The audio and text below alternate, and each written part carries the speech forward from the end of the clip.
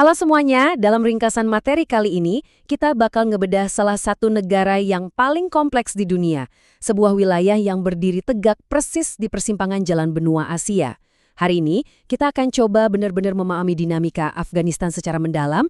Ini adalah sebuah negara yang secara geografis maupun historis, letaknya itu benar-benar ada di tengah benturan peradaban, budaya, dan pastinya konflik global.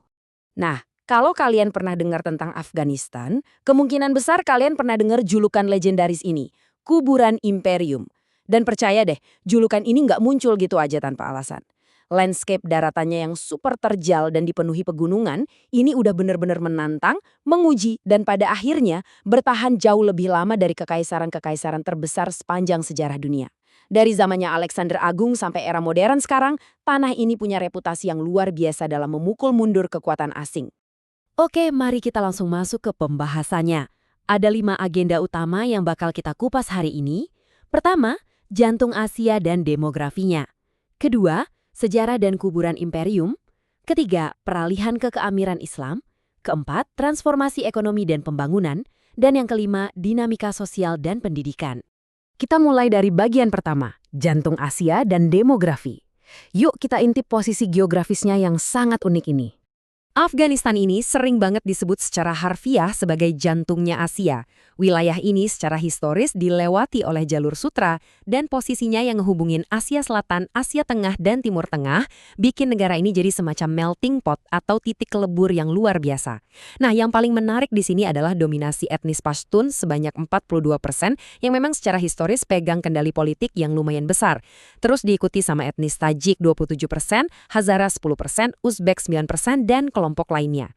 Tapi ingat ya, ini bukan sekedar deretan angka aja. Ini adalah gambaran struktur masyarakat yang super kompleks di mana setiap kelompok punya bahasa, budaya, dan akar sejarahnya sendiri-sendiri. Coba bayangin, persentase etnis tadi itu mewakili total populasi yang diperkirakan tembus lebih dari 31 juta jiwa. Lebih dari 31 juta orang hidup di salah satu medan paling menantang di dunia. Sebagian besar wilayahnya itu isinya pegunungan tinggi bersalju kayak Hindu Kush atau dataran yang sangat kering. Jadi, bisa dibilang ketangguhan itu udah literally jadi bagian dari DNA masyarakat di sana. Biarpun secara etnis mereka sangat beragam, ada benang merah kuat yang nyatuin bangsa ini. Secara agama, sekitar 99% populasinya adalah Muslim, dengan mayoritasnya penganut mazhab Sunni Hanafi. Terus dari sisi bahasa, mereka disatukan oleh 2 bahasa resmi. Ada bahasa Dari atau Persia Afghani yang dipakai sama sekitar 50% populasi sebagai bahasa pengantar sehari-hari dan bahasa Pashto yang dipakai oleh sekitar 35% populasi. Iman dan bahasa inilah yang jadi lem perekat utama buat masyarakat Afghanistan. Lanjut ke bagian 2, sejarah dan kuburan imperium. Gimana mereka ngelewatin rentetan konflik panjang dan tetap bertahan. Walaupun hasil ekskavasi arkeologi menunjukin kalau wilayah ini tuh udah dihuni manusia selama 50.000 tahun dan bahkan pernah jadi pusat penyebaran ilmu pengetahuan di zaman kemuliaan Islam, sayangnya garis waktu modern mereka justru ngeliatin rentetan konflik yang seolah nggak ada habisnya. Mulai dari invasi Uni Soviet di tahun 1979 yang memicu perlawanan mujahidin, lalu penarikan Soviet di 1989. Terus naiknya kelompok Taliban ke tampuk kekuasaan di tahun 1996 yang langsung diikuti sama invasi Amerika Serikat dan NATO di 2001. Sampai akhirnya setelah perang panjang selama 20 tahun, kita nyampe di titik balik besar di tahun 2021. Rangkaian peristiwa ini benar-benar ngeyakinin kita kenapa mereka punya reputasi sebagai penakluk imperium. Sekarang kita masuk ke bagian 3, peralihan ke keamiran Islam. Mari kita bahas kekuasaan baru kelompok Taliban. Menyusul penarikan pasukan Amerika Serikat di bulan Agustus 2021, kelompok Taliban kembali berkuasa penuh atas ibu kota Kabul. Secara de facto, negara ini langsung bertransformasi menjadi keamiran Islam Afghanistan. Kalau kita lihat kerangka resminya, secara struktural ini adalah pemerintahan kesatuan Islam beraliran Deobandi yang beroperasi dengan sangat ketat di bawah hukum syariat. Dan pemerintahan ini dipimpin langsung oleh seorang pemimpin tertinggi atau Amirul Mukminin, yaitu Hibatullah Akhundzada yang memegang otoritas absolut di sana. Kalau kita bedah struktur pemerintahannya lebih dalam, saat ini mereka nggak punya badan legislatif formal kayak parlemen di negara sekuler pada umumnya. Pemimpin tertinggi memerintah utamanya lewat penerbitan dekret. Untuk eksekutif hariannya dijalankan sama Perdana Menteri dan kabinet yang isinya laki-laki semua. Sebenarnya sih instrumen musyawarah tradisional kayak Loya Jirga itu secara historis ada untuk ngebahas masalah kebangsaan. Tapi faktanya sekarang ini, sentralisasi kekuasaan benar-benar terkonsolidasi di tangan kepemimpinan tertinggi dan jajaran kabinet. Masuk ke bagian 4, transformasi ekonomi dan pembangunan. Gimana mereka mencoba bergerak menuju kemandirian. Dalam upaya gede-gedean buat lepas dari ketergantungan bantuan internasional, poin krusialnya adalah ngeliat gimana pemerintah saat ini nyoba nyeimbangin antara ideologi murni sama pragmatisme pembangunan. Di satu sisi, mereka ngebangun mekanisme ekonomi murni syariah, kayak bikin Baitul Mal buat ngatur zakat, pajak, dan merancang sistem keuangan tanpa riba. Tapi di sisi lain, yang bikin kaget, mereka juga tancap gas ngerjain proyek infrastruktur fisik raksasa.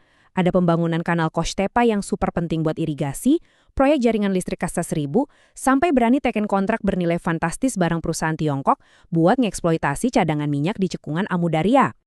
3 sektor utama ini diharapkan bakal jadi tulang punggung perekonomian nasional mereka ke depannya. Pertanian masih ada di posisi puncak, mengingat secara historis Afghanistan itu produsen gandum dan buah-buahan kualitas ekspor kayak delima dan anggur. Menariknya, mereka sekarang juga mulai ngadopsi teknologi irigasi poros tengah atau center pivot buat ngakalin lahan keringnya. Tapi yang paling harus kita garis bawahi itu sektor mineralnya. Kekayaan mineral Afghanistan ini mayoritas belum tersentuh sama sekali dan merepresentasikan aset geopolitik yang masif banget buat masa depan. Bersama dengan tekstil, ekspor non-pertanian ini mulai nyumbang porsi yang lumayan gede buat ngebantu stabilitas pendapatan mereka. Nah, restrukturisasi yang lagi terjadi ini pastinya juga berdampak langsung ke sektor ketenagakerjaan, khususnya buat perempuan. Berdasarkan interpretasi pemerintah saat ini mengenai hukum syariat, kewajiban buat nyari nafkah itu diletakkan secara eksklusif ke pundak laki-laki. Makanya, peran perempuan di pelayanan sipil dan pekerjaan umum sekarang benar-benar dibatasi dan cuma diarahkan ke bidang-bidang yang secara ketat udah dipisah secara gender. Praktisnya, pekerja perempuan umumnya diinstruksikan buat tetap di rumah aja. Kecuali untuk profesi-profesi esensial di mana perannya mutlak nggak bisa digantiin sama laki-laki, contohnya kayak bidan, perawat, dokter kandungan, guru buat sekolah khusus perempuan, serta kerajinan dan industri rumahan. Terakhir, bagian 5, dinamika sosial dan pendidikan. Kita bakal lihat gimana undang-undang moralitas yang baru ini mulai diterapkan. Pergeseran paradigma paling kerasa buat masyarakat sivil ada di ranah ini. Mari kita lihat perbandingannya karena ini lumayan drastis. Kalau sistem sebelumnya ngadopsi struktur pendidikan sekuler modern, di mana murid laki-laki dan perempuan itu nyampur, sekarang arah pendidikan dirombak total jadi sistem berbasis syariat dengan pemisahan gender yang super ketat. Pemerintah nerapin segregasi atau pemisahan total antara siswa dan pengajar.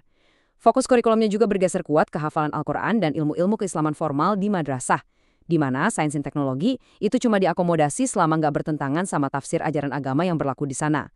Tentu aja, perubahan tatanan sosial ini nggak berhenti di ruang kelas doang. Kehidupan sehari-hari masyarakat sipil sekarang diatur oleh regulasi sosial yang dirancang spesifik buat mencegah ikhtilat, alias percampuran-percampuran antar gender di ruang publik.